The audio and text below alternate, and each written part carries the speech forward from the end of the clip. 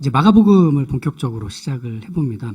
예수님의 태어나심, 예수님의 살아내심, 고난과 죽음, 부활, 거기까지의 내용들이 담겨 있는 책, 이것이 바로 복음서라고 할 수 있습니다.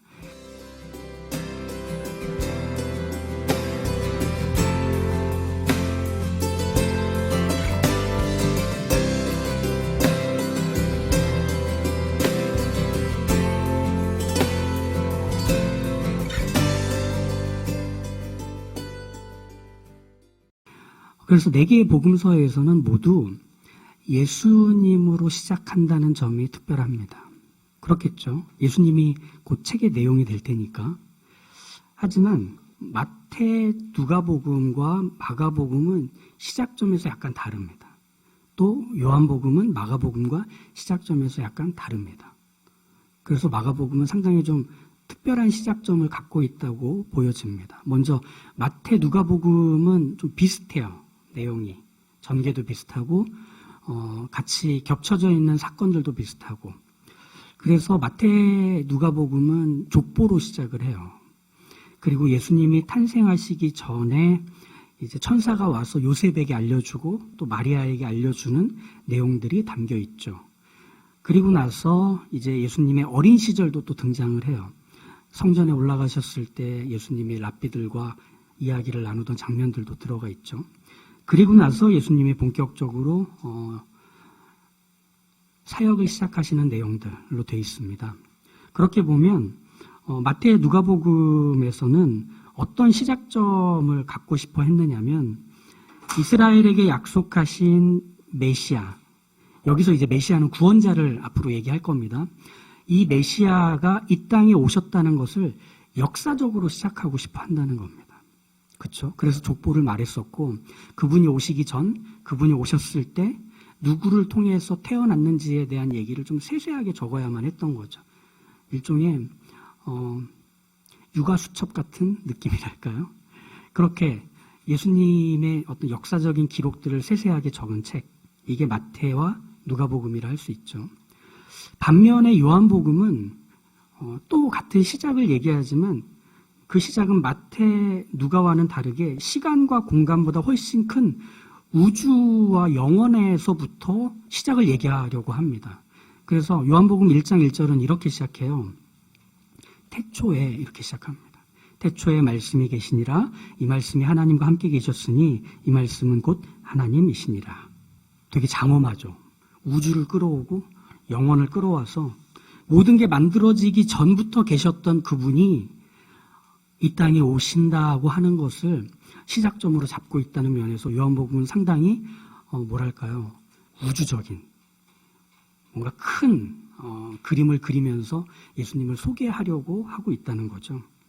그런데 우리가 이제 앞으로 보게 되는 마가복음은 그 시작이 마태, 누가, 요한복음하고 다른 면을 갖고 있습니다.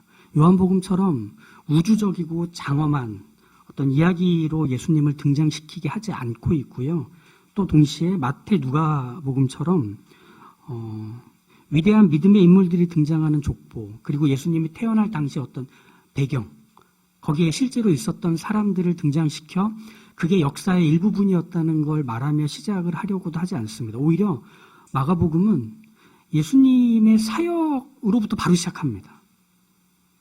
그리고 마가복음의 또 하나의 특징은 예수님의 사역으로부터 시작한 것도 상당히 빠른데 곧, 그리고 즉시와 같은 시간적인 단어들을 계속 활용하면서 예수님을 빨리빨리 옮겨놓습니다. 다음 사건으로, 다음 사람으로. 그런 점에서 보면 마가복음은 이미 장수부터가 16장이에요. 복음서 중에 가장 짧고, 그리고 내용도 가장 짧아요. 마태, 누가복음하고 겹치지 않는 사건들도 상당히 있습니다. 무슨 말이냐면 전체적으로 분량이 짧으면서도 다른 복음서들에 비해서 곧 즉시를 활용해서 막 급히 써내려간다는 겁니다. 왜 그럴까? 왜 이렇게 마가복음은 정신없이 달려가고 싶은 걸까? 성격이? 마가 성격이 그래서일까? 마가복음은 이런 시작점을 갖고 싶어 하는 거예요. 뭐냐면 예수가 메시아, 곧 구원자라는 걸 말하고 싶어 하는데 그걸 말하는 데 있어서 다른 사건들보다는 좀 더 우리의 삶에 깊숙이 들어와 있는 한 시작점을 소개하고 싶어 한다는 점입니다. 그러니까 역사적이고 우주적인, 그리고 시간적이고 영원에부터 이어져 있는 그 무엇으로 시작점을 잡기보다는 지금 우리의 현재, 여기로부터 시작점을 잡고 싶어 한다는 점. 그래서 예수님이 사역을 하는 것부터 시작을 하고 싶어 하는 거예요. 그래서 마가복음 1장 1절은 어떻게 되어 있느냐? 다시 한번 보시면 하나님의 아들 예수 그리스도 복음의 시작이다. 이렇게 얘기를 해요. 지금의 우리에겐 이 예수가 그리스도라고 하는 거는 사실 당연하지 않아요? 그래서 우리가 예수 그리스도라고 다 알고 있잖아요. 그런데 이 책이 쓰여졌던 당시에는 예수가 그리스도라고 연결짓는 것은 쉬운 일이 아니었습니다. 유대인들에게도 또 외국인들에게도. 유대인들에게는 구원자가 하나님이라고는 말할 수 있는데 구원자가 하나님인데 사람이라고 말하는 건 어려운 겁니다. 하나님은 사람이어서는 안 되거든요. 이것은 외국인들에게도 마찬가지 아니었을까요? 너희가 믿는 신은 누구냐라고 외국인들이 물을 때 그리스도인들이 할 수 있는 답은 나사렛 예수 그리스도다. 이렇게 얘기를 하면 뭐라고? 신이 사람이었었다고? 너희는 사람인 신을 믿는다고?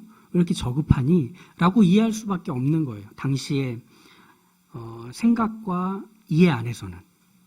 그러니까 이 마가복음을 쓸 때 급할 수밖에 없는 이유는 빨리 예수가 그리스도라는 걸, 구원자라는 걸 설명해내야 하기 때문에 정신이 없는 겁니다. 그러니 예수가 그리스도임을 이 복음서를 읽을 유대인들과 외국인들에게 알리기 위해서 마가가 세례 요한을 그 시작점에 두었다는 것은 상당히 지혜로운 접근입니다.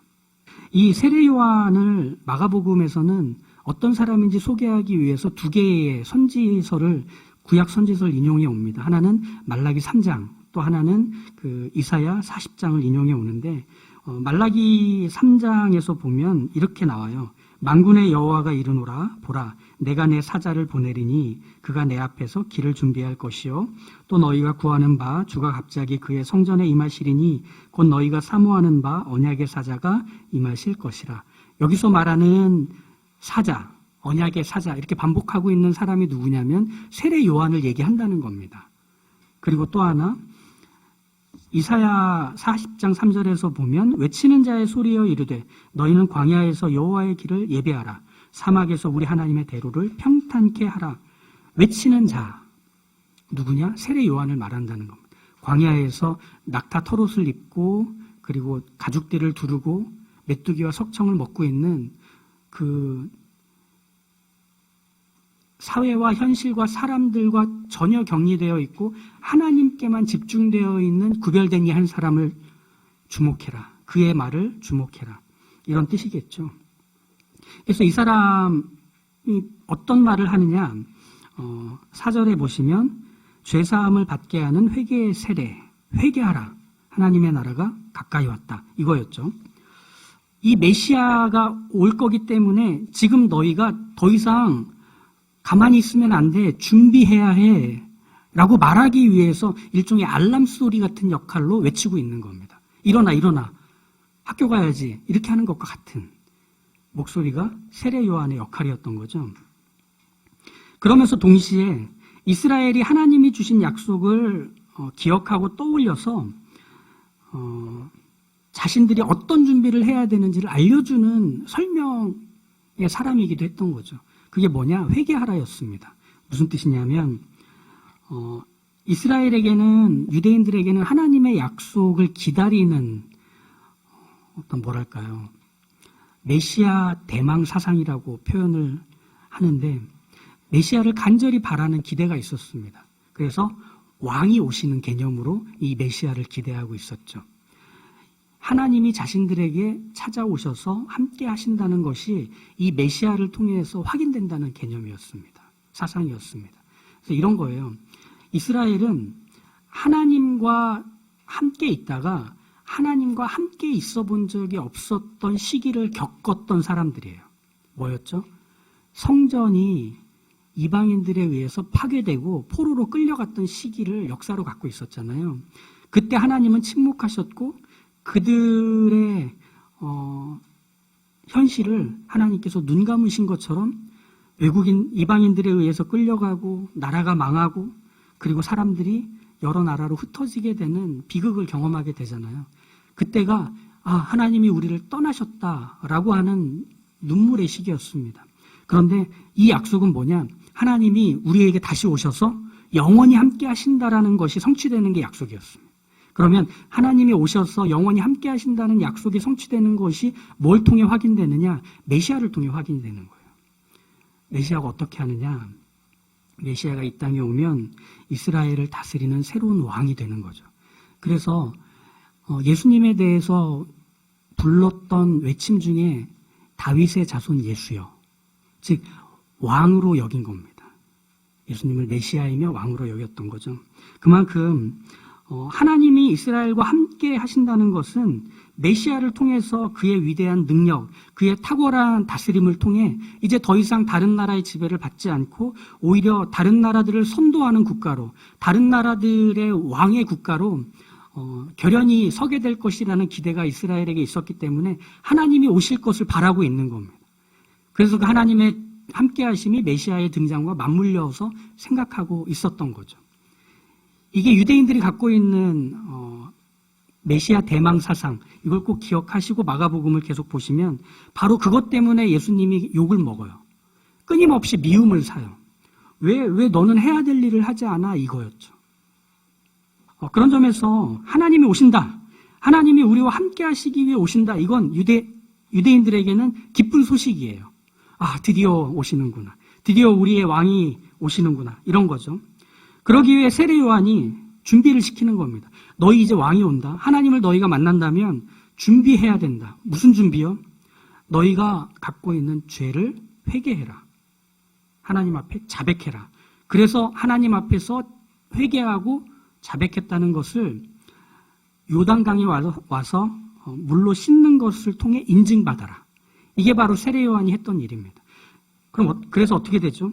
하나님이 오실 것을 기대했던 많은 유대인들이 요단강가로 와서 세례 요한에게 세례를 받습니다. 자기의 죄를 회개하고 세례를 받아서 인증을 받고 가벼운 마음으로 돌아가죠. 이게 바로 세례 요한의 물 세례의 내용입니다. 이제 이스라엘은 하나님이 통치하시는 아무도 넘볼 수 없는 위대하고 거룩하고 영광스러운 신정국가로 우리가 거듭날 수 있겠구나라는 바람이 성취되는 것이 저 세례 요한의 말을 통해서 확인이 되었다면 이들에게 있어서 누가 왕인가, 누가 메시아인가, 이건 제일 중요한 문제가 되는 거죠. 그래서 세례 요한에게 계속 확인받고 싶었을 겁니다. 왕으로 다시 오실 하나님을 알려주는 소리, 왕의 통치를 받는 안심과 자유와 풍성함을 기대하게 해준 소리, 바로 광야에서 외치는 세례 요한의 소리를 듣고 모두가 다 왕이 오실 걸 그렇게 기대하고 준비했더라는 거죠. 그런데 이제 바로 여기서 세례 요한이 왜 마가에 의해서 마가복음 1장 가장 앞에 배치가 되었는지에 대한 이유가 등장하는 장면이 7절과 8절입니다. 보시죠. 그가 전파하여 이르되 나보다 능력 많으신 이가 내 뒤에 오시나니 나는 굽혀 그의 신발끈을 풀기도 감당하지 못하겠노라. 나는 너희에게 물로 세례를 베풀었거니와 그는 너희에게 성령으로 세례를 베푸시리라. 세례 요한은 자신을 메시지라고 말하고 있지 않아요. 세례 요한은 자신을 메시아라고 말하고 있지도 않아요. 그저 메시지를 전하는 메신저일 뿐, 광야에서 외치는 소리일 뿐이라고 일관되게 말하는 거죠. 여기서 보면 세례 요한에게 가장 중요한 인식은 뭐냐? 내가 물로 세례를 베푸는 게 너희가 모든 준비를 다 마쳤다는 것을 말해주는 것은 아니다라고 말하고 싶은 것이 7절과 8절의 내용입니다. 무슨 말이냐면 세례 요한 역시 성령으로 세례를 주는 이분이 필요하다는 걸 얘기하는 겁니다. 세례 요한 역시 그 많은 능력을 베푸는 이분을 만나야만 하는 사람 중 하나일 뿐이라는 얘기를 하고 있는 겁니다. 왜일까요? 세례 요한은 시작이 아니기 때문에 그렇습니다. 심지어 세례 요한은 그 시작에 참여할 수도 없고 그 시작을 획득할 수도 없고 그 시작을 발견할 수도 없는 사람이기 때문에 그랬습니다. 이게 마가복음 1장 가장 앞에 세례 요한을 먼저 배치한 이유입니다. 세례 요한은 자기에게 맡겨진 것이 이제 곧 시작이 되니 준비하라고 하는 알람이었을 뿐이지 자신이 시작점은 아니라는 것을 가장 잘 알고 있었던 사람이란 얘기입니다. 이제 새로운 일들이 펼쳐질 거야 라고 외치긴 하지만 이 사람은 자신은 물로 세례를 베푸는 것까지는 할 수 있을지 몰라도 성령으로 세례를 받는 것은 할 수 없는 사람이라는 것 가장 분명하게 인식했다는 거죠. 그러면은 여기서 성령으로 세례를 받는다는 것은 언제 일어나죠? 예수님이 고난당하시고 죽고 부활하셔서 하늘에 올라가신 후에 성령이 내려오십니다. 그러니까 세례 요한은 여기에 들어가지 못하는 사람입니다. 그렇죠? 그 전에 이미 죽잖아요. 자신이 부름받은 역할을 잘 알고 있습니다. 그렇다면 여기서 세례 요한도 들어갈 수 없었고 세례 요한도 획득할 수 없었던, 그러나 세례 요한이 가장 바랬던 그 새로운 시작이란 결국 무엇이 됐냐? 예수 그리스도가 된다는 겁니다. 이 책을 쓴 사람은 마가예요. 우리 사도행전 볼 때 마가 기억하시나요 혹시? 어떤 사람이었는지. 마가는 초대교회에서 가장 중요한 인물 중에 한 사람입니다. 떠올려 보시면 120명의 성도들이 예수님이 하늘에 오르신 후에 기도하려고 모였던 데가 어디였죠? 마가의 다락방이었어요. 그리고 그 이후에 자주 기도하려고 모였던 자리 역시 마가의 다락방이었어요. 마가의 집이었어요. 그리고 우리가 잘 알고 있는 이방인의 사도로 활약하던 바울을 가장 앞선 자리에 세웠던 사람이 바나바였거든요. 이 바나바의 조카가 마가였어요. 그래서 바나바와 바울이 1차 전도 여행을 떠날 때 이 마가를 데리고 갑니다. 그런데 이 마가가 어떻게 하죠? 중간에 도망쳐요. 너무 힘들어가지고. 이거 뭐야? 하면서 예루살렘으로 다시 돌아가요. 즉, 이 마가에게 있어서는 일종의 그 주홍 글씨가 새겨져 있는 거예요. 나는 도망자, 나는 실패자. 그런데 이 마가가 누구와 가장 가까웠는지 아세요? 사도 베드로와 가장 가까웠습니다. 베드로전서에서 보면 베드로가 믿음의 아들 마가 이렇게 표현을 해요. 나의 가장 사랑하는 마가 이렇게 표현합니다. 그리고 이후에 바울과도 화해를 해서 골로새서 4장에서 보면 함께 사역을 감당했던 나의 신실한 동역자로 마가를 또 소개합니다. 실패했어요. 도망쳤어요. 그런데 다시 돌아왔고 그리고 다시 회복된 사람으로 마가가 있는 거죠. 이 사람이 이 마가복음을 씁니다. 마가에게 있어서 시작이라는 것은 너무 중요했습니다. 마가에게 있어서 시작이라는 것은 내 의지, 그리고 내 생각, 내 경험, 이것들에 의해서 새롭게 된 자리로 계속 가는 게 시작이 아니라 예수님에 의해서 이전과는 다른 이유가 펼쳐지는 걸 시작이라고 여길 수 있었다면, 그러면 자신의 부끄러운 도망쳤던 시간들, 자신이 모든 관계를 다 포기하면서까지 숨었고 실패했던 그런 시간들조차도 새롭게 펼쳐진 시작 안에서는 회복될 수 있는 기회를 얻는, 변화될 수 있는 순간을 갖게 되는 그런 일이 일어났던 그의 경험이 이 마가복음을 유대인들과 이방인들에게 써야 했던 목적이 된 겁니다. 여러분의 인생에서 새로운 시작이 일어날 수 있습니다. 같은 걸 계속 반복하는 일들은 더 이상 여러분의 인생에서 계속되어서는 안 됩니다. 그것이 여러분의 삶을 슬프고 우울하고 비참하게 만들겠죠. 그래서 그걸 해결하기 위해서 무언가 열심히 하겠지만 그것이 여러분의 삶을 이전과 이후를 구별하게 해주는 새로운 시작을 제공해 주지는 못합니다. 좀 나은 사람이 되게 할 수는 있겠죠. 개선된 사람, 개정판 같은 그런 삶을 약속해 줄 수 있을지는 모르겠지만 새로운 삶이란 그렇지 않습니다. 새롭게 시작하게 하시는 예수 그리스도로부터 출발한 사람들은 예수 그리스도로 인해 완성될 수 있도록 보장받을 겁니다. 거기로 오십시오. 그 자리에 여러분의 삶을 세울 수 있습니다. 그러니 왜 급한지 아시겠죠? 자기 자신에게 실망하고 자기 자신으로부터 스스로 줄을 끊고 포기해버리려는 모든 사람들에게 새로운 시작을 알려야 되는 기쁨의 소식을 말해줘야만 했기 때문입니다. 우리는 새롭게 무언가를 하려는 사람들이 아닙니다. 우리는 과거로부터의 확장과 연장으로 새로운 미래를 기대하는 사람도 아닙니다. 우리는 새로운 시작이 예수님으로부터 이루어진 것을 알고 있는 사람들일 뿐입니다. 그렇다면 우리는 나 자신에게 그 이전과 이후로 갈라져 버린 이 삶의 다음으로 몰아쳐 갈 수 있는 그런 당당하고 멋있는 사람들입니다. 그래서 바울은 고린도후서 5장에서 이전과는 전혀 다른 존재가 되어 새로운 삶이 끊임없이 만들어지고 완성되어 가는 그 그리스도인의 삶을 이렇게 표현합니다. 그러므로 우리가 이제부터는 어떤 사람도 육신을 따라 알지 아니하노라. 비록 우리가 그리스도도 육신을 따라 알았으나 이제부터는 그같이 알지 아니하노라. 그런즉 누구든지 그리스도 안에 있으면 새로운 피조물이라. 이전 것은 지나갔으니 보라 새 것이 되었도다. 우리는 새 부대에 담겨진 새 술입니다. 우리 이제 거기서부터 맛을 내면 됩니다. 향기를 채워가면 됩니다. 우린 이제 이 새로운 시작이 되시는 예수 그리스도를 볼 겁니다. 특별히 그걸 우리가 주목했으면 좋겠어요. 예수님이 하고 계시는 말씀, 그리고 예수님이 만난 사람들, 그리고 예수님이 하신 일들에서 우리는 그것을 이렇게 읽어가야 합니다. 그런 일들이 지금도 일어났으면 좋겠다.